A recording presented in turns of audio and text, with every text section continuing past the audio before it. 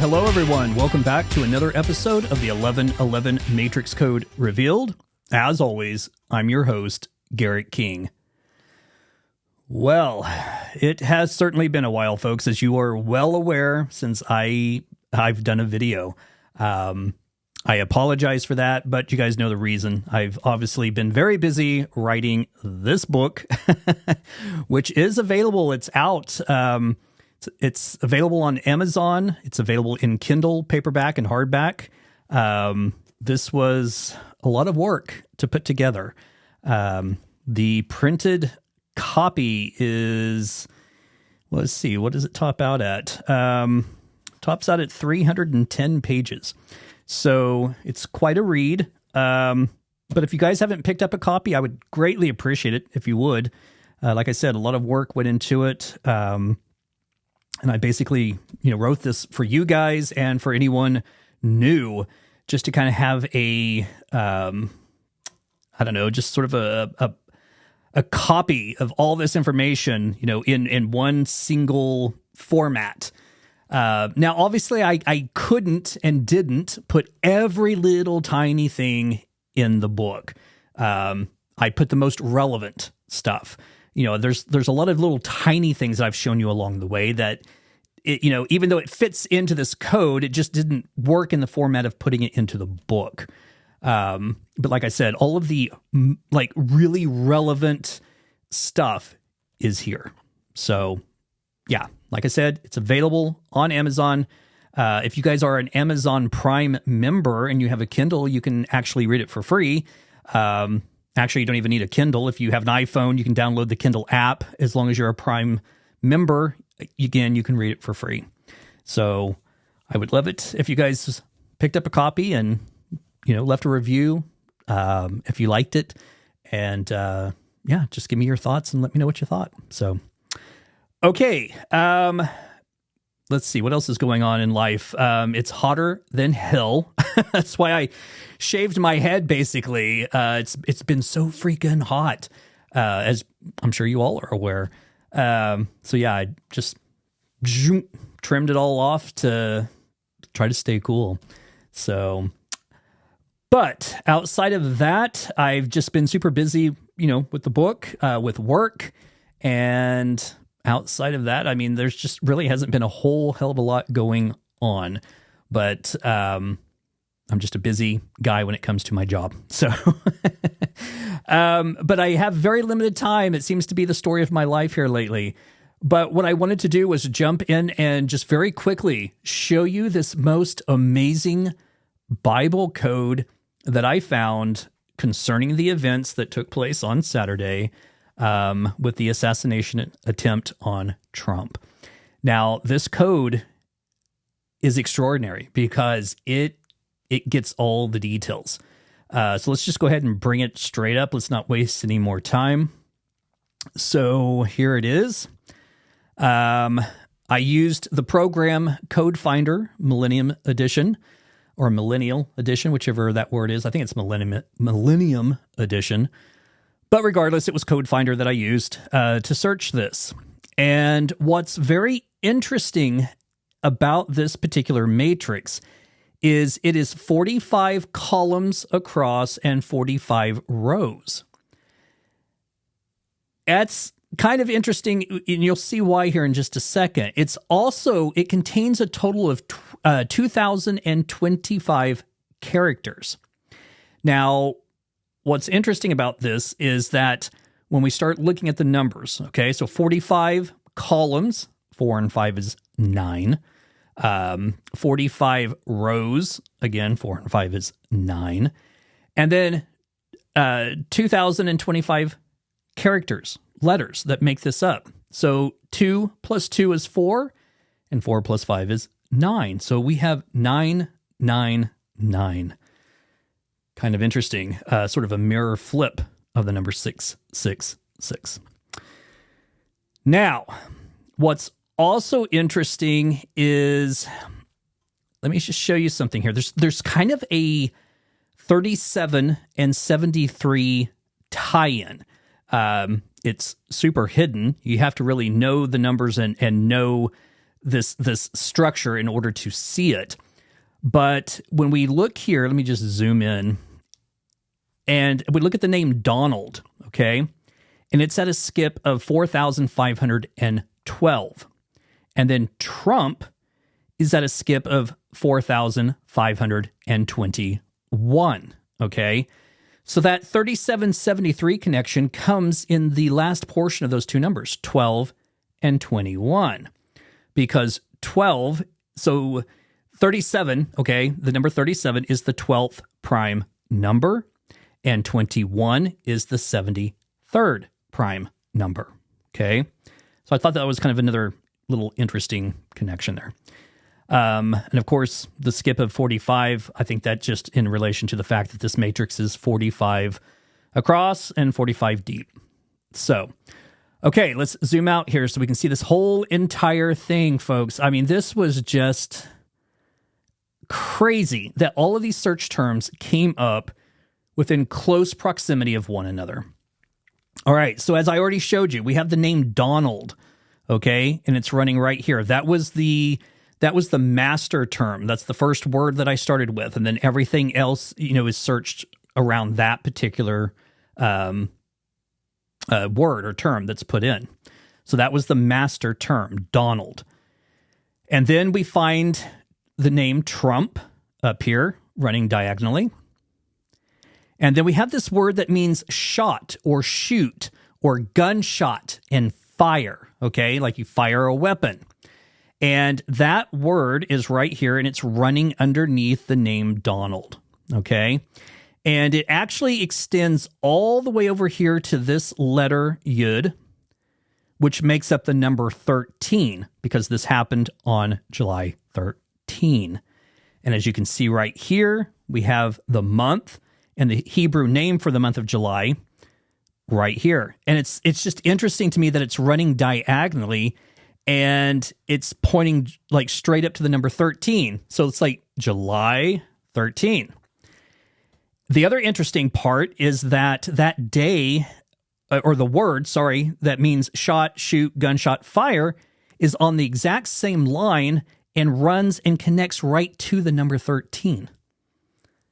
Very odd. Very odd indeed. And then we also have the word survived, okay, which he did. He survived. We also see the word ear, okay? That's where Donald Trump was shot, in his right ear. And here's the word ear. And then right up here, we have the word right, okay? And it is to the right of the name Donald. All right. And then we also have the year 2024. And as I already pointed out, the word right. So right and then ear. And then we have the full name of the person that they're saying attempted to assassinate him. Okay. Thomas Matthew Crooks. Okay. So here's the name Thomas. Matthew is right here. And then Crooks is running diagonally. Now, it's interesting that the last name, Crooks, is running diagonally, and it crosses over the word that means shot, shoot, gunshot, fire. And it's also crossing over right here over the word survived and the month of July. So it's truly showing us that Trump survived this shooting from this Thomas Matthew Crooks on July 13th. I mean, to a T, it's explaining exactly everything that happened on Saturday.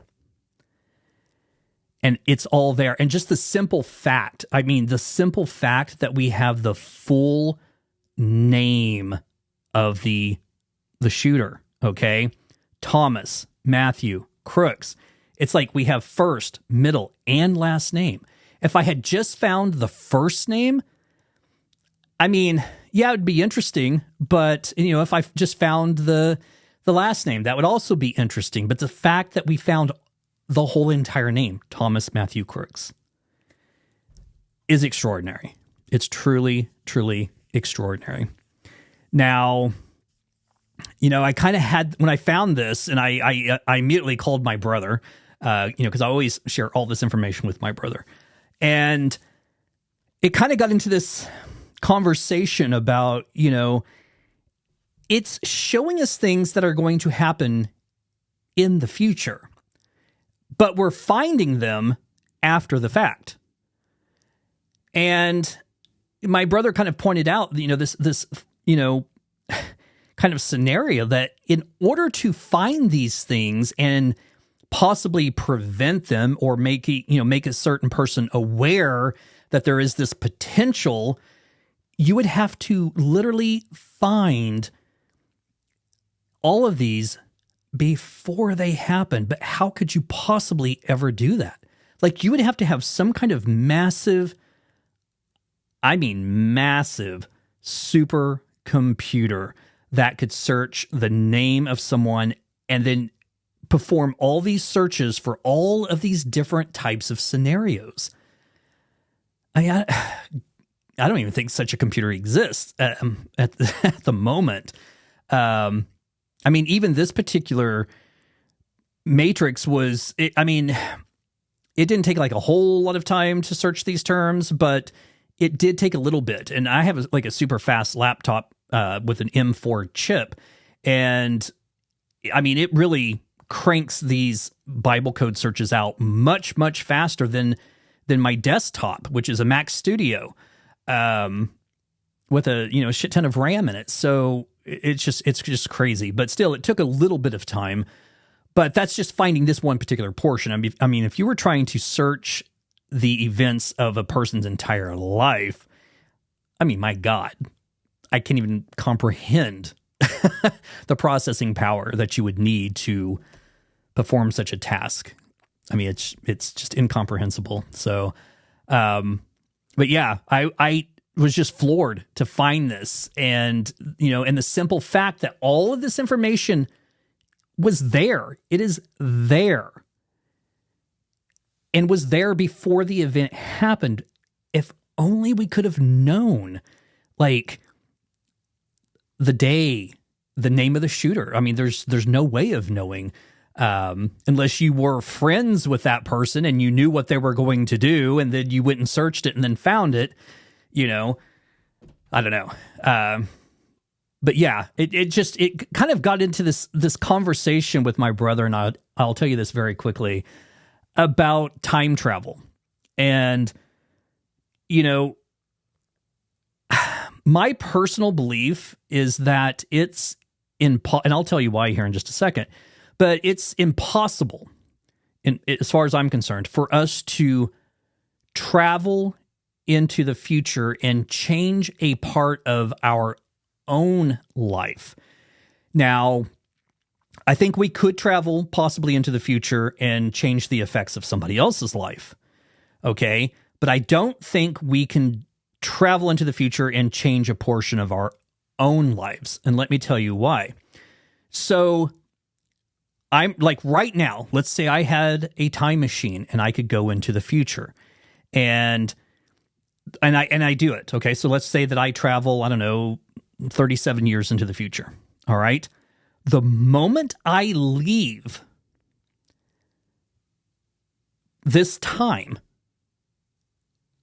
then I'm gone. Okay. So there's no part of me that will exist in the future because I left. I'm gone. And what I think that it would ultimately do is create an alternate timeline. Okay.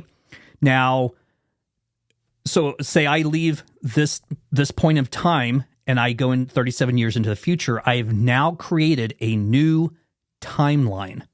Okay. I no longer exist on my current timeline because I have left. I have gone to the future. So, yeah, I mean, it was kind of this weird, like, thought process. And my brother and I were kind of talking about this, and I said, like, you would have to go into the future and then leave in the future and make sure that you come back the exact same moment that you left. Okay. But by doing that, you have now essentially created two separate timelines. Okay. Now follow me here for just a second. So you're on your current timeline. You leave, go into the future. You've now started a new timeline. Okay.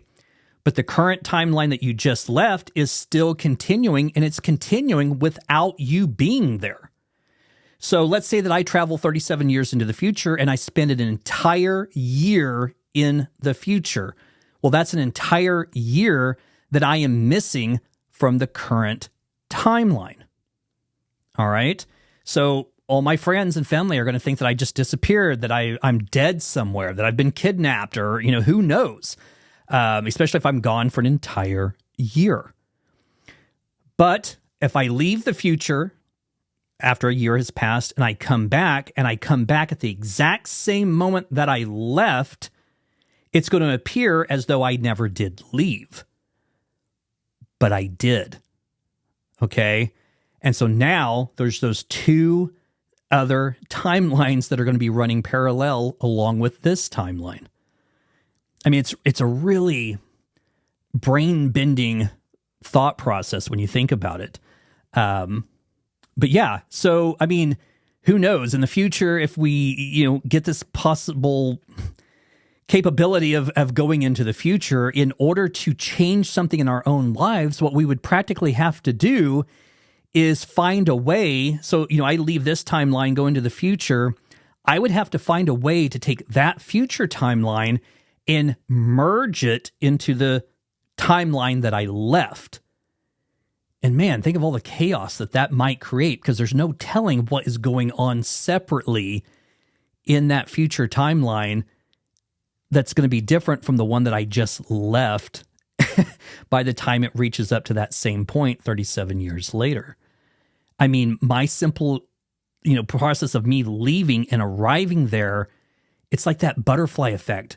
Just my arrival in the future, my interaction with people in the future would set this whole chain of events that would be different than the chain of events that are going to exist on the timeline that I just left, but 30 years into the future. I mean, it's fucked up when you really start thinking about it. So yeah, I mean, I don't know why I kind of started thinking about that, but I guess I do kind of know. I was thinking, like, how can we use this information? How can we find the information that's encoded within the Bible before it happens? And I've talked about this. There has to be some kind of primer, some kind of way to unlock all of this information at once. I don't know how, but it feels like there has got to be a way to do it. Or else, what's the point? I mean, clearly the information's here. Clearly we were meant to find it, with the onset of the computers that we have now, the programs, and just the simple fact that it's encoded there, period. I mean, it's extraordinary, but we have to figure out a way to discover the information before it happens. That's the only way I think that we could prevent it. Now, there are a couple of codes that I know of that people found before the event actually took place. And now one of them was one that Michael Drosnin found in the first book. Oh my God, I can't remember. It was, it was the assassination of, oh crap, I can't remember. But sorry, my brain's not thinking very well today, but he did find it. He found where this, I think it was the Israeli president. I can't remember, and I don't want to misquote. So I'll just leave it at that. But it was like a political governmental official that he had found named in the Bible and saying on this particular day that he would be assassinated. Okay, he went to that person and said, hey, I found this code in the Bible and it's talking about your assassination. Well, the person didn't take it seriously, and when that day arrived, they were assassinated. Now, Michael Drosnin went back into that code after, when they found out the name of the shooter, and he plugged all that in, and he found it. He found the name. It was right there next to all the other information that he had found. See, that's one of the tricky things is we can find these types of codes, but how are you ever going to know the name of the person in advance? It's hard to know. I guess you would almost have to travel into the future, see what events took place, and get all that information, and then come back and find it. But if you already know that, then you can already come back and tell the person, hey, I was in the future, this happened, don't show up this day or whatever. Yeah, I don't know. I'm just trying to think of it. There's got to be a way that we can use this information in advance, think of the things that could be possibly prevented if we would just know. If we could just know in advance. And clearly, it is known. It is known in advance by the simulation. Okay? Because it's clearly here. It's clearly here. And again, it was here before these events took place on Saturday. We just didn't have all the pieces to search and find it. That's what sucks about it. Yeah. So that was just an extraordinary Bible code matrix that I found. And I mean, it is spot on with everything. The person that was shot at, Donald Trump, where they were shot at in the right ear, the name of the shooter, Thomas Matthew Crooks, the day, July 13th, the year, 2024, the fact that he survived. I mean, it's all right there. It's all right there. Now, very quickly, let me jump over to something else here. This is the actual Bible code that you're seeing and the search that I've done. But this, I put all the words in here so you could see the lines and where everything fit. Now, there was another interesting Bible code. Let me just minimize that I found using this new program that I've come across. Now, there's something going on with this program that I don't completely understand by the makers of the program. Now, when I stumbled across this program was only $79.99, okay? And I was talking to a friend of mine. They were interested in the software, and I said, hey, go to the website. It's like $80. Well, they go to the website, and the price was coming back at $24,000. Okay, that's nearly half of a lot of people's yearly income, okay? But $24,000 for this software. I mean, you've got to be out of your freaking mind.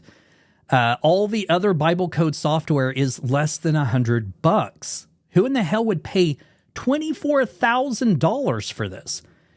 So I was kind of irritated because I had mentioned this software in the book. At the very end, I listed, several of the Bible code software programs that I use, and this was one of them. Now, I have since taken it out. It will no longer appear in any future printed copies, and it certainly will not appear in the Kindle version either. The reason being is I reached out to the guy that's built the software and said, hey, a friend of mine was interested in this, and they went to the website to purchase it, and they saw the price of $24,000. Was this a typo? And he wrote back and said, no, it's not a typo. And in fact, the price is going to be increasing even more in the very near future. And I thought to myself, you have got, and excuse my French, but you have got to be fucking kidding me. It's going to increase more than $24,000? I mean, hell, people, you could either search Bible codes or you could go buy a new car. I'm sorry, I would take a new car. I'm just not spending $24,000. And I wouldn't expect anybody to on searching Bible codes when there's other software out there that'll do the exact same thing. Exact same thing. Now, when I went back a couple of days later, well, the price did go up, and it went up an extraordinary amount. It increased, and I'll show you this. I mean, hell, I won't even say it. I'm just going to go to the website and show you guys. So the Bible Code app. I mean, you people will shit a freaking brick when you see the cost of this. And I'm sorry for all the swearing, but I'm just still perplexed by how much they're asking for this software. Okay, so here's the website. It's the biblecode.app. And let's scroll down here. Now look at this, folks. $144,000. What? $144,000. Now, it's very clear to me that they've chosen that number for a reason. The 144,000 saved in the Bible. But my God, no one is going to be able to afford this unless you are a millionaire, a billionaire. I mean, even if I personally had, I don't know, several $100,000, even if I had $500,000 in my account, I'm not going to take 144 of that and spend it on a piece of software when I can go and use, the JLA Tanakh program for free. I mean, and I'm just, again, in shock of that price. So, yeah, thankfully, I purchased it at $79.99, and now I own it, and I will get all future updates for free for, $80, basically. But, I mean, this just really limits how people can search, because, again, most people are not going to spend that type of, cash on a piece of software. I mean, it's ridiculous. Anyway, enough of that rant. But very quickly, I wanted to show you a couple of codes that I found using the software. And one of them is concerning the change in the Bible that a lot of people talk about with the Mandela Effect, and where, most people remember it being, I can't remember the exact phrase, but, what is it? The lion will lay down with the lamb, or the lamb will lay down with the lion, or whatever it was, and how it's no longer lion, it is now wolf. Okay. Now check this out. So I searched for my master phrase was, and this program is really hard to stretch out here. Here we go. So my master term was a change will be made. A change will be made. And it was found. Okay. The exact sentence was found. And it's right here in red. Okay. A change will be made. Now, this word right here that's crossing over it is lamb or sheep. Okay. So think about this. Lamb is crossing over the phrase, a change will be made. Now, what is that change? Well, just above it is the word lion. Okay. But crossing lion in blue is the word wolf. Okay. Wolf. And it's actually running backwards, but so it's going this direction. But it's crossing over lion, like as to indicate that it's crossing it out. The change that's being made is we're crossing out lion and inserting wolf. I mean, that's pretty extraordinary, okay? And I mean, my memory is of it being lion. It's always been lion. It's been said in movies. There's paintings all over the place of a lion and a lamb. It's not ever a wolf. And it's just it's so odd. It's so freaking odd. One other code that I found was another one pointing towards the fact of this being a simulation. And so here it is here. So my master term that I searched for was artificial, and we find it right here in red, running vertically, straight up and down. Now, right next to it is the word that means the earth or land, okay? And then crossing that is the phrase God in it. Okay, so God in the earth. Now we find this phrase here, which is code 40. Okay, code 40. Now, why is that relevant? Well, think of the number 40. It is used extensively throughout the Bible. 40 days and 40 nights. Jesus wandered the forest for 40 days. And probably 40 nights. Can't remember, but it's a number that's used extensively. So it's interesting that we get this phrase code 40. Okay. So now I'm going to start kind of jumping in and researching this number 40 in the Bible and see if there's a code that we can pull out of this. We also get the word for planet. Okay. So planet is running right here. And we also get this phrase, in the darkest of all, okay? And in the darkest, not and, but just simply in the darkest of all. Now, that phrase is crossing over the word artificial, okay? It's crossing over artificial. And then we also have the word realm, okay? Realm. So, and I've heard this before, people, don't think of this as a planet. They think of it as a realm. And, this term, in the darkest of all, is also crossing over realm. So is it referring to this realm being the darkest of all? I don't know. Maybe because it is artificial and the wool has been pulled over our eyes. I don't know. But then we also get, interestingly, the word illusion, okay? And it's in blue. It's coming right here. And it's sort of running parallel along the word or the phrase, in the darkest of all.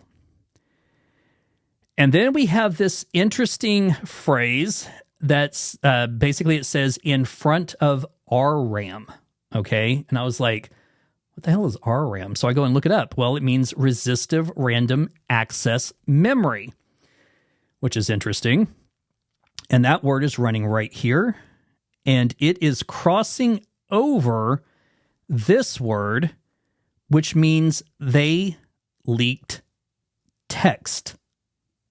Okay? They leaked text. And then also, we get this phrase, the inside, and the inside is also crossing over they leaked text. Now, that's interesting. What does that mean exactly? They leaked text. I don't know. We could have that go in so many different directions. I don't know.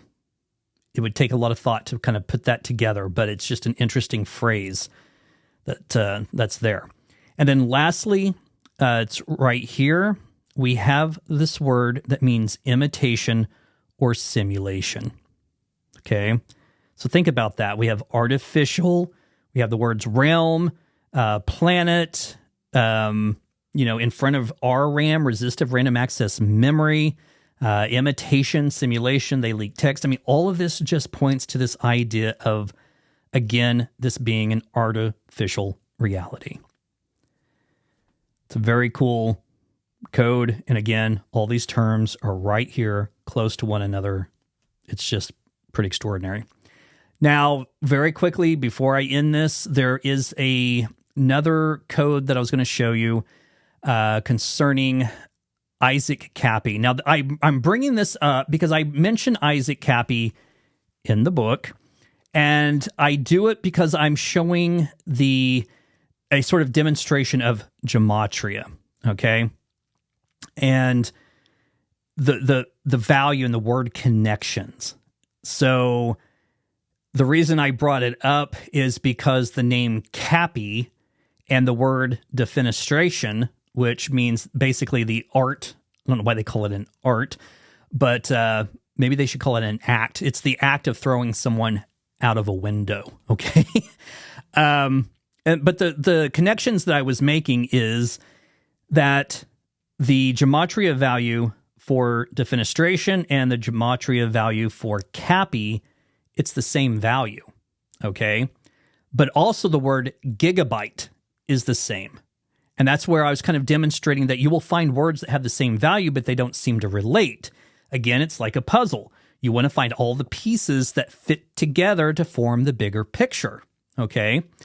So the connection between defenestration and Kappy, well, Isaac Kappy was, I want to be careful here.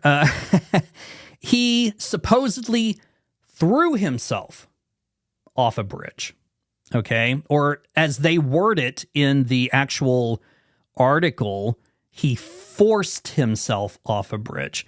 Now, I find that wording a little strange. How do you force yourself off of something?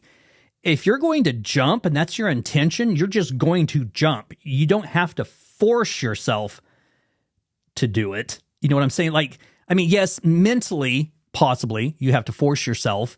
But if you're in that frame of mind and you're dead set that that's what you're going to do, then you're just going to do it. But to physically force yourself, it's not like you're taking your hand and sticking it behind you and pushing yourself towards the edge and then throwing yourself off the bridge. Yeah, it just didn't make any sense. It was a strange play on words that they used.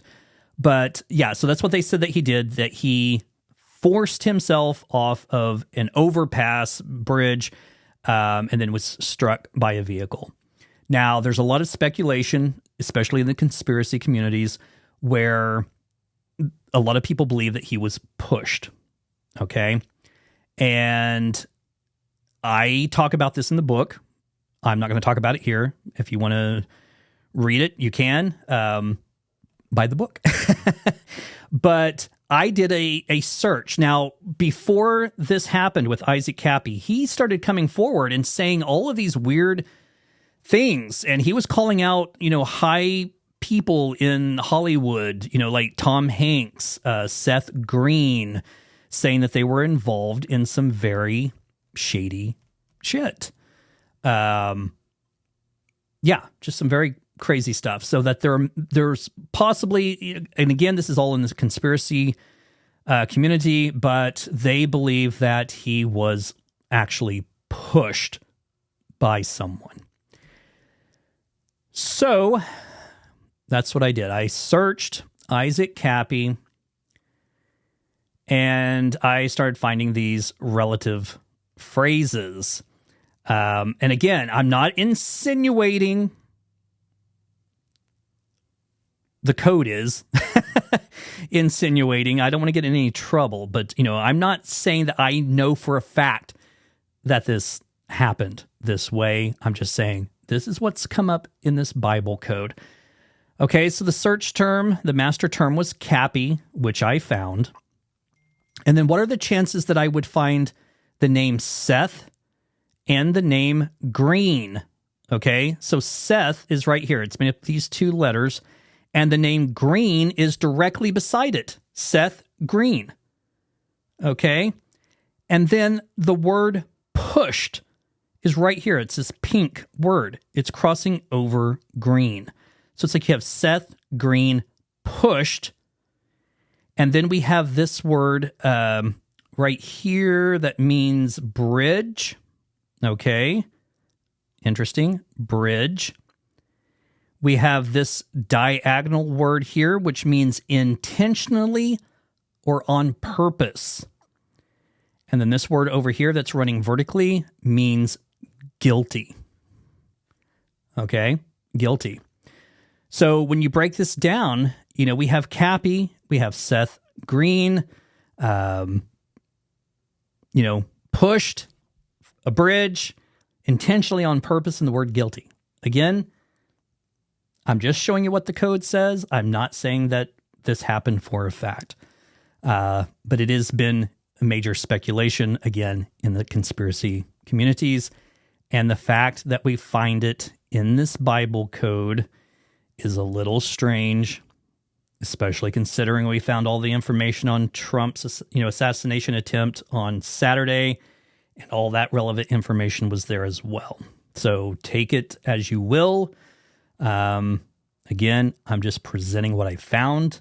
I'm not saying it's fact. Okay. So again, you can obviously and will obviously have your own opinions, but I just wanted to show that to you. Okay. So again, folks, I'm so sorry it's been a while. I just wanted to get the book finished, and pour all of my focus and attention into it to get it out there.